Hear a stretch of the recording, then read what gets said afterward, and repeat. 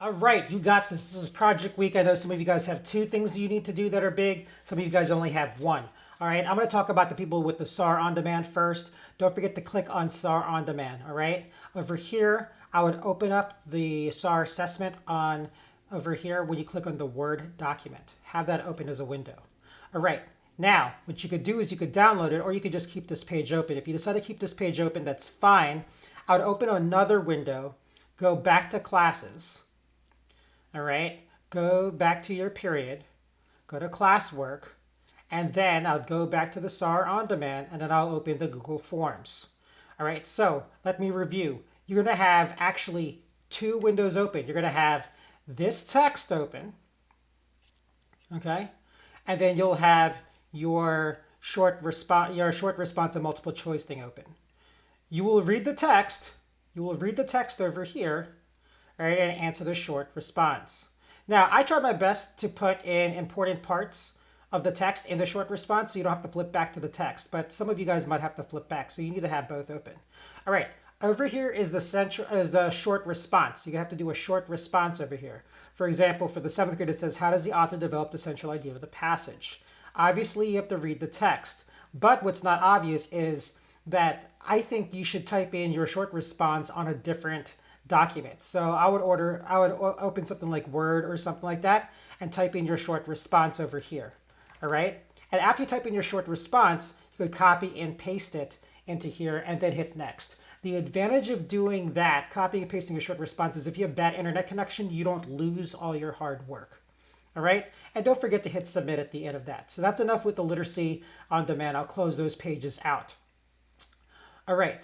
Next up, close that. Your Soundtrap project. Obviously, your rough draft is due this Friday. All right. I'm trying to push these deadlines early so that way you guys don't fall behind because we are nearing the end of Try 3 and it's important to keep up with everything. Okay. We're already in May. All right. So, Soundtrap project. This is your score sheet. I've attached the score sheet for you. If you have a question or comment, add it to page 2 of the form. I'll try to update your scores as much as possible. All right. And everyone will have a copy of their own score sheet. So if you click on that link, you'll notice it's just kind of a blank rubric. Okay. If you want to know the requirements, I put an attachment here so you could go to the hyperlink rubric so you understand the different requirements. Okay.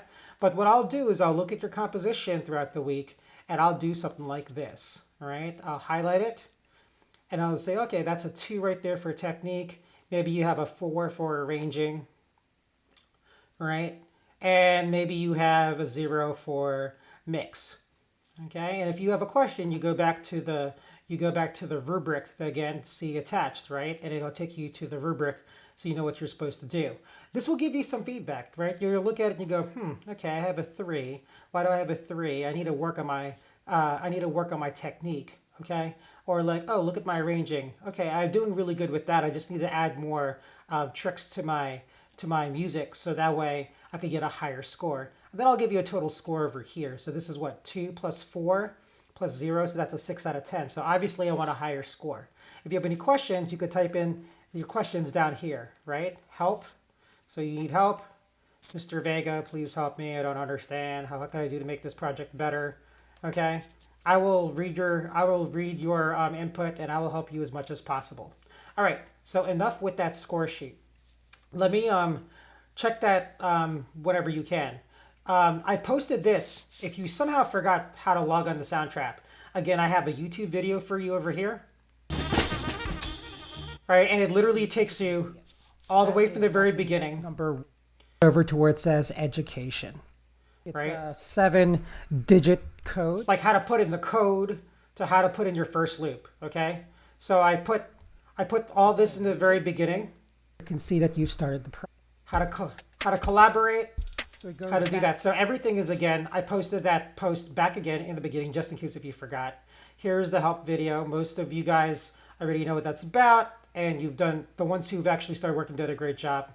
And sight reading, you can't really do much preparation for, but we will be practicing sight reading throughout the week. So, and testing. So, it's just been all the clap and tap stuff we're doing. So there's really not much you could do to prepare for that. Let me pull it up here. For example, here's the 6th grade sight reading, I'm just going to pick a line from here and say clap. Okay? And if you use rhythm words and keep it steady, you could get a 90%. If you use subdivisions, you could get 100% if it's steady. All right? So that's it. Let me review. All right? If you have not finished your on-demand, you have the most work. All right? So on-demand is first. Next, you need to log in the Soundtrap. You need to start your help video project. I gave you the resources. If you forgot how to log in the Soundtrap, it's right here. All right, check your score sheet. I'll give you communication also through Soundtrap as well. All right, and we'll be doing the sight reading. So 3 things for you guys. All right, wish you the best.